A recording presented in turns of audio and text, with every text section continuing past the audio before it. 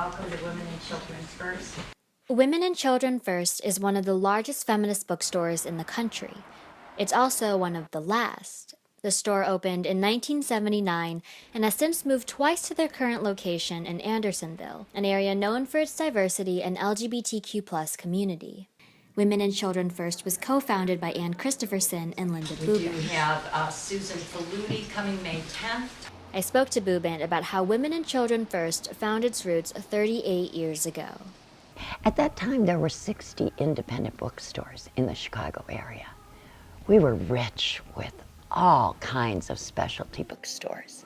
So starting a feminist bookstore was doing something a little bit different. So we're sitting around, we've got all this decided, and you know what, we can't call it women and children's books, that's just boring, you know. So we just kept playing with women and children, women and children. And I said, women and children first. It's gonna be women and children first.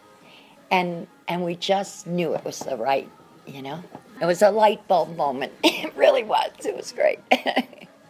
We were in a feminist book group that met at the Newberry Library with a lot of our teachers. And when we went looking for the books that the book group was reading, well, they were really hard to find. Even in a city with, 40 bookstores, 50 bookstores. That was the inspiration, really. But in 2014, Christopherson and Bubin decided it was time for a change. They sold their bookstore to two of their staffers, Sarah Hollenbeck and Lynn Mooney, knowing they would continue to uplift marginalized voices.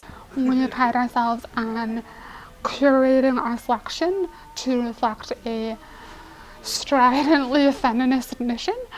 A major part of Hollenbeck and Mooney's business plan is to hold unique events like promoting local female authors, I think with my mind.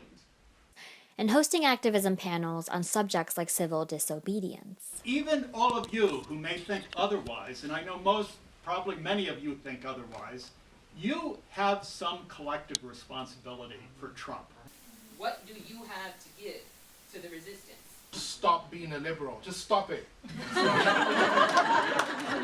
Hollenbeck said their main competition comes from online retailers, so they try to remind customers that supporting small businesses means investing in real connections. That's something that Amazon will never offer, is the opportunity to meet your favorite author and shake their hand and have that personal connection with them. Amazon's newest Chicago bookstore is slated to open later this year.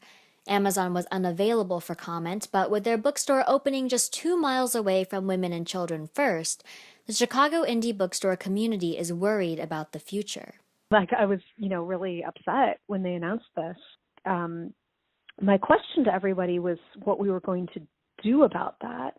Mackay wrote a Facebook post that served as a catalyst of collaboration between bookstores. Through the magic of Facebook, this somehow came together in the comments section of my post. With Amazon knocking on Chicago's doors, Hollenbeck and Mooney say their customers have rallied behind them.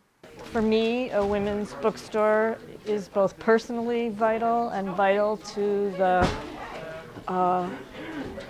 health of the community. We're one of the few remaining feminist bookstores in the United States. At one time, at their height, there were more than 100, and now there are only, probably less than a dozen. But I think that is special because it's not only a testament to feminism, but it also shows that we've been strong and resilient and relevant for a long period of time. Open 1979, open today, open forever. That's their slogan, and they're here to stay. We see our futures here. We're going to keep this going. We wanted a legacy.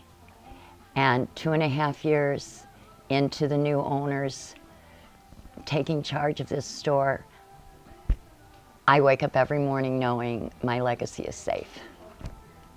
For Northwestern News Report, I'm Helen Lee.